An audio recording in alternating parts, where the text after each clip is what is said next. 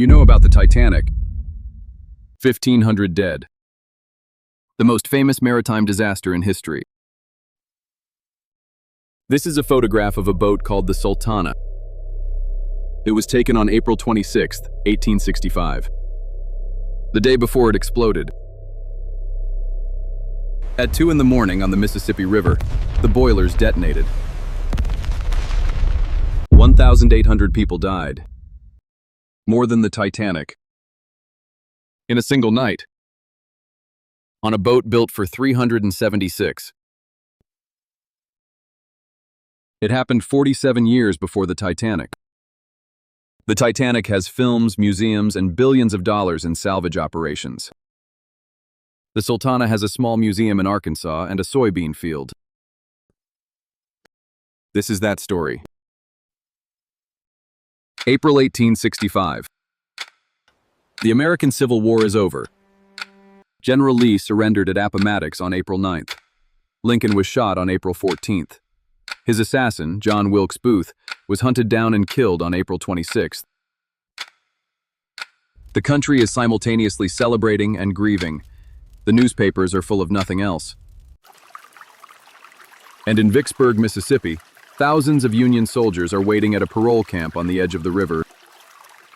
These men had survived the war, survived capture, survived the Confederate prison camps at Andersonville and Cahaba, places where men starved on scraps, where dysentery killed as efficiently as bullets, where boys who had marched into battle came out as skeletons wearing their own uniforms. They had survived all of it. They were waiting to go home. The United States government was paying steamboat captains $5 per enlisted man and $10 per officer to carry the soldiers north. $5 per soldier. That number is going to matter. On April 23rd, a steamboat called the Sultana limped into Vicksburg from the south. She had a problem. One of her 4 boilers had sprung a leak, a serious one. The ship's engineer told Captain James Cass Mason plainly, the boiler needed replacing. 2 new metal sheets, a proper repair. It would take 3 days. Captain Mason said no. He ordered a patch, a temporary fix, a thin plate of metal bolted over the leak. Enough to get her moving, not enough to make her safe. Why? Because waiting 3 days meant losing the government contract. And Captain Mason had already made a deal.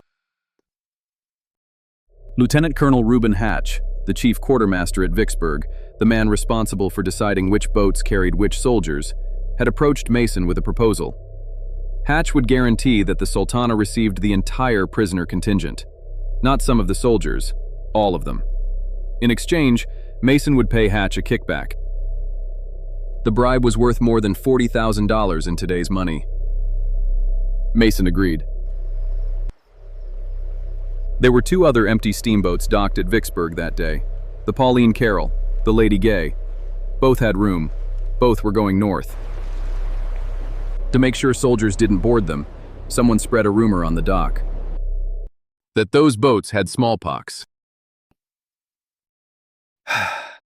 So the soldiers, weak from years of captivity, sick and underfed and desperate to get home, they avoided the empty, safe boats. And they walked onto the Sultana. The legal carrying capacity of the Sultana was 376 people. On the evening of April 24, 1865, 2,137 people boarded the Sultana. Nearly 6 times her legal limit. Men were on the boiler deck, the hurricane deck, the Texas deck.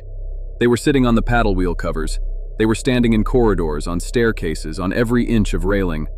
A photograph taken that day in Helena, Arkansas, one of the last stops before the disaster, shows a boat so packed with men you cannot see the wood beneath them. One of the ship's clerks said that if the Sultana made it safely to Cairo, it would be the largest number of passengers ever carried upriver on a single boat in American history. He said it like it was something to be proud of. At least 2 officers on the dock raised concerns. Captain William Kernes reported that too many men were being loaded onto a single vessel. He brought this to Lieutenant Colonel Hatch. Hatch agreed with him and did nothing. There was no necessity for cramming them all onto one boat. 2 empty steamers were docked 30 feet away. 1 order from hatch, 1 sentence, and 1,000 men would have been on a different vessel. That sentence was never spoken. The Sultana backed away from the Vicksburg Wharf on the evening of April 24th and began pushing north against the flooded, fast-moving spring current of the Mississippi. The patched boiler strained under the weight of the overloaded hull. The river was at flood stage. The current was moving faster than usual. Every mile north cost the boilers more than the last. The men didn't know any of this. They were happy. They were going home. April 27, 1865, 2 in the morning. The Sultana is 7 miles north of Memphis. Most of the 2,000 men on board are asleep. They are sleeping on floors, on staircases, on coils of rope, on each other. They are sleeping the way men sleep when they haven't had a proper bed in years, and they know that when they wake up, they will be closer to home. The patched boiler fails. Not 1 boiler, 3. The first explodes. A split second later, the pressure wave triggers the second, then the third. The explosion goes upward at a 45-degree angle, tearing through the crowded decks above. The pilot house disintegrates. Both smokestacks collapse. 1 falls backward into the blast hole. 1 falls forward onto the packed upper deck. The boiler steam, superheated to hundreds of degrees, expands outward through every corridor, every passageway, every room where men are sleeping. 400 people are killed in the first seconds. Not minutes. Seconds. The wooden hull ignites immediately. The Sultana, without a pilot to steer her, begins drifting downstream as a burning hulk. The men who survived the initial explosion had 2 choices: burn or jump. The Mississippi in April 1865 is at flood stage. The current is fast, cold, and full of debris, uprooted trees, wreckage, the detritus of a flooded spring river. Most of the men on board, soldiers from Ohio, Indiana, Michigan, Illinois, had grown up far from water. Most of them could not swim. They jumped anyway. Men tore planks from the burning deck to use as flotation. They grabbed barrels, ropes, anything that floated. They clung to each other in the water, and in their panic, some pulled others under. The only light on the river that night was the burning Sultana. 1 survivor was found the following morning clinging to a dead mule, having floated 9 miles downstream in the dark. He was alive. Most were not. Word reached Memphis just before dawn.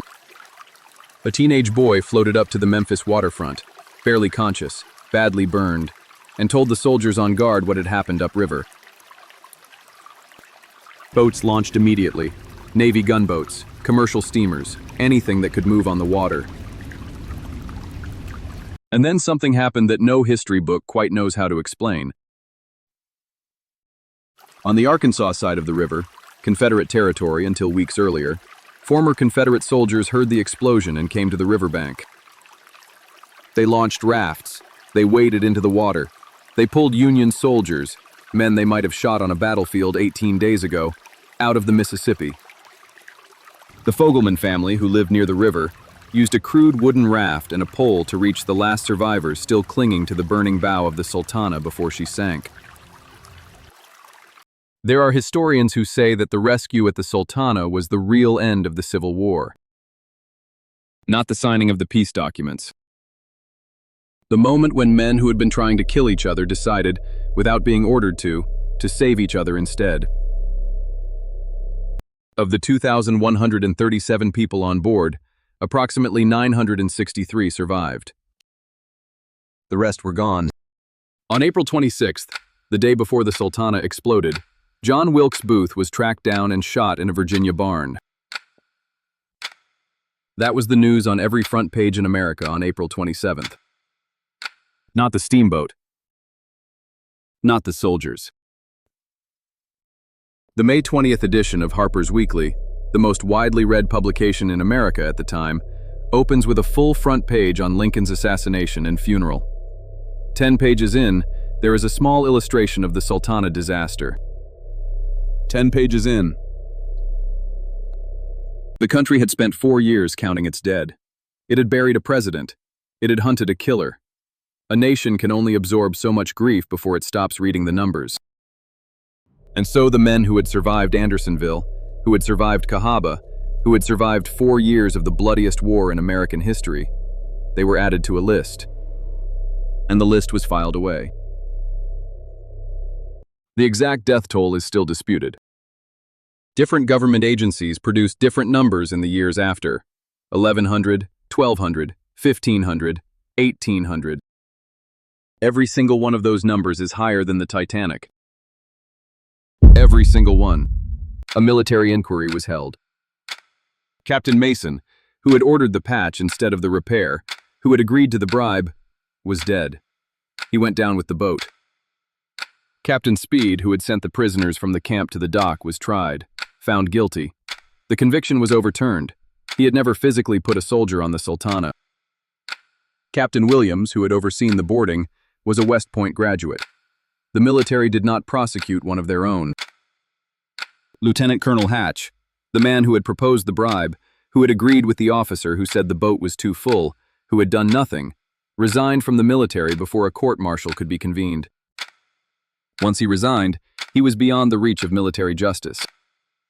He walked away. No one was ever punished for the worst maritime disaster in American history. In 1982, a Memphis attorney named Jerry Potter located the wreck. Not underwater. The Mississippi River had changed course in the 117 years since the disaster. The Sultana, still buried exactly where she sank, was now 32 feet beneath an Arkansas soybean field, 2 miles from where the river runs today. She has never been excavated. She is still there. The men on that boat had survived Andersonville. They had survived Cahaba. They had survived 4 years of the bloodiest war their country had ever fought. They were 2 days from home. A man in Vicksburg needed $40,000. A boilermaker said the repair would take 3 days. The captain said no. The Titanic is remembered. The Sultana is a soybean field in Arkansas. Nobody was punished. Nobody was charged. Nobody answered for the men who survived the war. They deserved better than that.